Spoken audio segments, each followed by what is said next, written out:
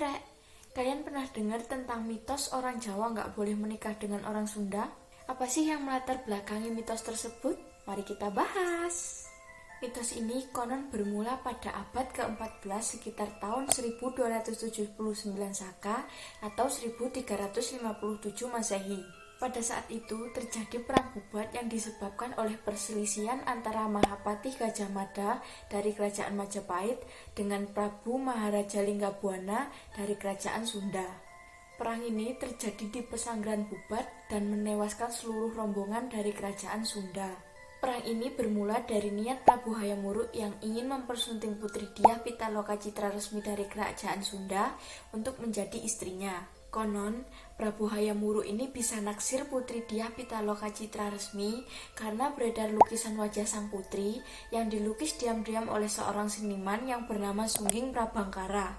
Menurut catatan sejarah, Prabu Hayam Wuruk ini ingin menikahi Putri Dyah karena ingin mempererat tali persaudaraan antara Kerajaan Majapahit dan Kerajaan Sunda yang merenggang. Tapi ada alasan lain yang mengatakan bahwa Prabu Hayam Wuruk ini ingin menikahi Putri Dyah karena alasan politik, yaitu mengikat persekutuan antara Kerajaan Majapahit dan Kerajaan Sunda. Nah, Datu ngomonglah Prabu Hayam Wuruk ini ke keluarganya, minta restu gitulah ya. Setelah dapat restu, Prabu Hayam Wuruk ini mengirim surat kehormatan yang dikirim ke Prabu Maharaja Linggabwana untuk melamar Putri Dyah. Nah, upacaranya tuh rencananya mau diadain di Kerajaan Majapahit. Otomatis Putri Dyah sebagai pengantin wanita nih harus datang ke Kerajaan Majapahit kan. Nah, itu sebenarnya ditentang tuh sama pihak Dewan Kerajaan Negeri Sunda, yaitu Mangkubumi Hyang Bunisora. Sebenarnya nggak ditentang sih, cuma keberatan. Karena menurut adat yang berlaku di masyarakat pada saat itu, nggak lazim gitu pihak wanita datang ke pihak laki-laki. Selain itu juga ditakutkan itu adalah jebakan diplomatik Kerajaan Majapahit yang saat itu sedang memperluas kekuasaannya. Tapi Raja Linggabwana kekeh tuh tetap datang ke Kerajaan Majapahit karena rasa persaudaraan yang telah ada dari garis leluhur kedua kerajaan tersebut. Istilahnya kayak sungkan gitulah ya, karena dikatakan juga bahwa Raden Wijaya yaitu pendiri Kerajaan Majapahit ini masih keturunan Sunda gitu. Nah, akhirnya rombongan Sunda yang diiringi oleh sedikit prajurit ini sampailah di Majapahit dan ditempatkan di Pesanggrahan Bubat untuk beristirahat. Bagi yang belum tahu, pesanggrahan sendiri adalah rumah penginapan atau peristirahatan. Mungkin kayak hotel atau villa gitulah kalau zaman sekarang ya, Rek. Nah, setelah rombongan kerajaan Sunda ini sampai di Majapahit, timbullah niat dari Patih Gajah Mada untuk menguasai negeri Sunda. Patih Gajah Mada ini ingin memenuhi isi Sumpah Palapa yang dibuatnya sebelum Prabu Hayam Wuruk naik tahta. Isi Sumpah Palapa itu sendiri intinya menyatukan seluruh Nusantara gitu, Rek, intinya. Karena dari seluruh kerajaan di Nusantara, cuma kerajaan Sunda aja gitu yang belum dikuasai sama Majapahit ini. Oleh karena itu, Gajah Mada membuat alasan untuk menganggap bahwa kedatangan rombongan Sunda di Pesanggrahan Bubat adalah bentuk penyerahan diri dari kerajaan Sunda untuk kerajaan Majapahit. Gajah Mada pun mendesak Hayam Wuruk untuk menerima Putri Dyah bukan sebagai pengantin, tetapi sebagai tanda takluk negeri Sunda dan pengakuan superioritas Majapahit atas Sunda di Nusantara. Setelah dapat desakan dari Gajah Mada, Prabu Hayam Wuruk ini bimbang gitu, Rek, karena bagaimanapun juga Gajah Mada adalah Mahapati yang diandalkan kerajaan Majapahit di zaman tersebut. Kemudian terjadilah insiden perselisihan antara utusan Raja Linggabwana dengan Gajah Mada yang diakhiri dengan dimaki-makinya Gajah Mada oleh utusan Raja Sunda ini, Rek. Ya pasti kaget lah ya orang pertamanya melamar, tapi pas sampai sana cuma untuk memberikan tanda takluk dan mengakui superioritas Majapahit. Kan gak sesuai sama undangan sebelumnya. Tapi Patih Gajah Mada ini tetap pada pendiriannya, Rek, gak goyah gitu meskipun udah dimaki-maki. Nah, habis itu Prabu Hayam Wuruk ini belum ngasih kepastian gitu, Rek, gimana jadinya. Gajah Mada ini sudah mengerahkan pasukannya ke Pesanggrahan Bubat dan mengancam Linggabwana untuk mengakui superioritas Majapahit. Demi mempertahankan kehormatan kesatria Sunda, Prabu Linggabwana ini menolak tekanan tersebut dan terjadilah peperangan yang tidak seimbang antara Patih Gajah Mada dengan pasukannya yang berjumlah banyak melawan Linggabwana dengan pasukan yang berjumlah sedikit dan para menteri beserta pejabat yang ikut dalam rombongan tersebut. Peristiwa itu menyebabkan gugurnya Prabu Linggabwana, para menteri, pejabat kerajaan, beserta segenap keluarga Sunda yang ikut dalam rombongan tersebut. Akhirnya seluruh rombongan kerajaan Sunda ini pun wafat di Pesanggrahan Bubat.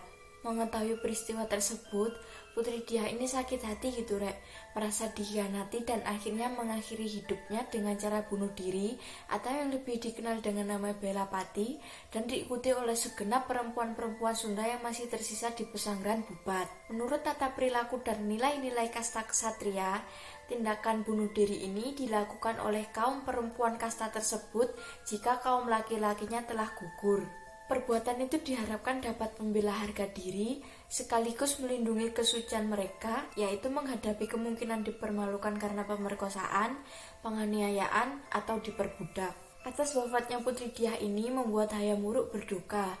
Hayam Wuruk ini meratapi kematian Putri Diah rek. Dia pun mengirim utusan yang bernama Dharma Dyaksa dari Bali untuk menyampaikan maaf kepada Mangkubumi Hyang Buniswara Suradipati yang saat itu menjabat sebagai pejabat sementara negeri Sunda, dan menyampaikan bahwa semua peristiwa ini akan dimuat dalam Kidung Sunda atau Sundayana agar dapat diambil hikmahnya. Prabu Hayam Wuruk ini kemudian menikahi sepupunya yaitu Paduka Sori. Terdapat catatan yang mengatakan bahwa hubungan Hayam Wuruk dengan Gajah Mada merenggang akibat peristiwa ini. Gajah Mada sendiri menghadapi tentangan, kecurigaan, dan kecaman dari para pejabat dan bangsawan Majapahit karena tindakannya dianggap terlalu gegabah dan ceroboh. Dia dianggap terlalu berani dengan tidak mengindahkan keinginan dan perasaan Prabu Hayam Wuruk. Akibat dari kejadian ini, karir Gajah Mada sebagai Mahapati pun mulai turun karena Prabu Hayam Wuruk menganugerahinya tanah perdikan di Madakaripura yang sekarang menjadi Probolinggo. Meskipun tindakan ini tampak sebagai penganugerahan, tindakan ini dapat ditafsirkan sebagai anjuran halus agar Gajah Mada mulai mempertimbangkan untuk pensiun, karena tanah ini letaknya jauh dari ibu kota Majapahit, sehingga Gajah Mada mulai mengundurkan diri dari politik istana kerajaan Majapahit. Meskipun demikian, menurut Negara Kertagama, Gajah Mada ini masih disebutkan nama dan jabatannya, sehingga ditafsirkan Gajah Mada sendiri masih menjabat sebagai Mahapati sampai akhir hayatnya. Peristiwa ini pun merusak hubungan kenegaraan antara kerajaan Majapahit dan kerajaan Sunda dan terus berlangsung hingga tahun-tahun berikutnya. Kemudian, Pangeran Niskala Wastukencana selaku adik dari Putri Diah Pitaloka ini membuat kebijakan sewaktu dirinya naik tahta. Pangeran ini menjadi satu-satunya penerus kerajaan Sunda yang masih hidup karena dia nggak ikut rombongan pada waktu itu. Kebijakan yang dibuat Pangeran Niskala Wastu yaitu memutus hubungan diplomatik dengan kerajaan Majapahit dan menerapkan isolasi terbatas dalam hubungan kenegaraan antar kedua kerajaan. Dia juga membuat kebijakan yaitu melarang orang Sunda bersuami atau beristrikan orang luar. Larangan bersuami atau beristrikan orang luar ini ternyata dipersepsikan banyak arti, seperti tidak boleh menikah dengan orang di luar lingkungan kerabat Sunda atau juga menikah dengan keturunan Majapahit. Lama-kelamaan, larangan tersebut berkembang menjadi sebuah mitos, yaitu orang Jawa tidak boleh menikah dengan orang Sunda, gitu rek ceritanya. Tetapi perang Bubat ini diragukan rek kebenarannya, karena sumber sejarah tentang peristiwa ini amat sangat terbatas. Bahkan hingga kini tak ada satupun dari 50 prasasti dari kerajaan Majapahit dan 30 prasasti dari kerajaan Sunda yang menyebutkan apalagi menguraikan peristiwa tersebut. Yang ada hanya sumber-sumber tertulis berupa naskah atau manuskrip. Bahkan ada yang mengatakan kalau perang Bubat ini adalah bohong atau rekayasa kolonial Belanda untuk memecah belah suku Jawa dan suku Sunda. Bagaimana menurut kalian rek? Apakah perang Bubat ini nyata atau rekayasa semata? Komen di bawah. Oke, itulah sejarah perang Bubat yang dapat aku sampaikan.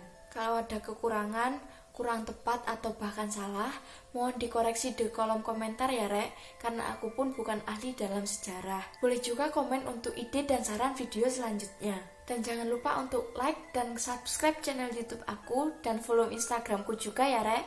Jangan bosan untuk terus dengerin cerita yang aku sampaikan di video aku selanjutnya. Serta menulis.